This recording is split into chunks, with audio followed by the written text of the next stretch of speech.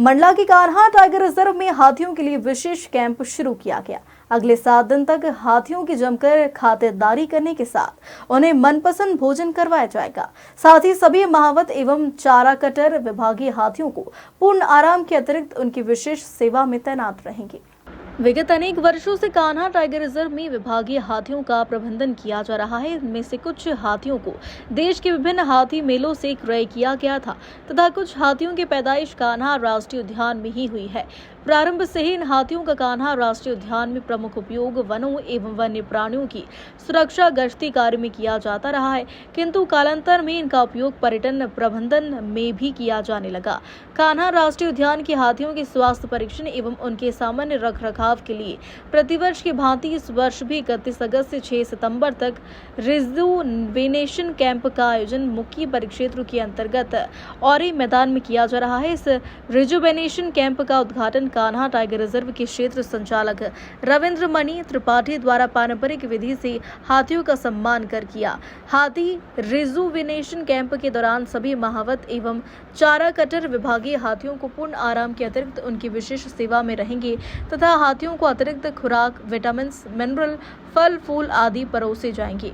जो हाथी rejuvenation camp है ये प्रतिवर्ष किया जाता है। इस बार 31 अगस्त से आरंभ हुआ है। 1 हफ्ते चलने वाला ये उत्सव है जिसमें जो हमारे कान्हा प्रबंधन में लगे हाथी हैं जो गश्ती का कार्य करते हैं उनको चूँकि अलग अलग स्थान में रहते हैं उनको एक स्थान पे एकत्रित करके और उनकी सेवा शुश्रूषा की जाती है।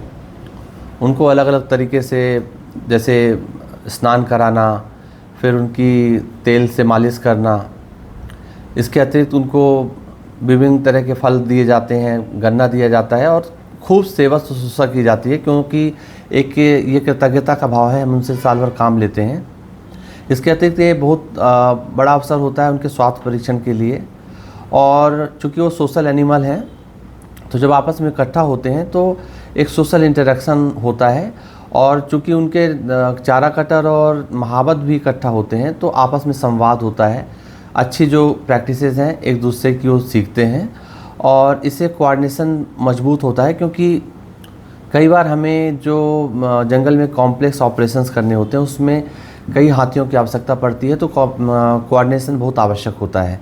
और जो ये महोत्सव है इस बार बहुत बड़ा सौभाग्य है कि भगवान गणेश जी का आराधना का पर्व चल रहा है और घर घर गणपति पधारे हैं तो उसी समय हम इस माध्यम से उनकी आराधना सेवा शुश्रूषा करते हैं।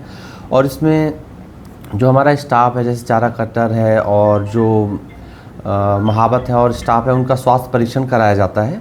स्वास्थ्य परीक्षण के साथ साथ अलग अलग तरह के खेलों का आयोजन किया जाता है और एक उत्सव का माहौल होता है जिससे प्रेरणा मिलती है, उत्साह आता है और साल भर एक समर्पण के साथ, निष्ठा के साथ कार्य करने की प्रेरणा मिलती है। कान्हा में कुल हाथियों की संख्या 17 है। उस समय से डिमांड चली आ रही थी कि सरही गेट से जो वाहन है वो उनकी कई वाहनों की एंट्री दूसरे गेट से भी हो जाती थी जैसे खटिया गेट से, और उस गेट में जो जिप्सी वाले हैं, जो गाइड हैं, जो स्थानीय लोग हैं, उनकी हमेशा जनप्रतिनिधि हैं उनकी डिमांड रहती थी कि इस गेट से जो वाहन है यहीं से प्रवेश करें। तो हमने प्रयास किया और हमारे मुख्यालय ने उसकी परमिशन दी है। और अब क्या होगा कि जो खटिया गेट पे प्रेशर होता है वो भी कम होगा, प्रबंधन के लिए भी बहुत अच्छा है और ख़ासकर जो स्थानीय समुदाय है उनके लिए रोज़गार के नए अवसर सृजित होंगे। चूँकि टूरिस्ट आएंगे तो रुकने की फैसिलिटी बनेगी, थोड़ा और ज़्यादा विस्तार होगा और धीरे धीरे खटिया के क्षेत्र जो सरही क्षेत्र है उसका विकास भी आगे बढ़ेगा।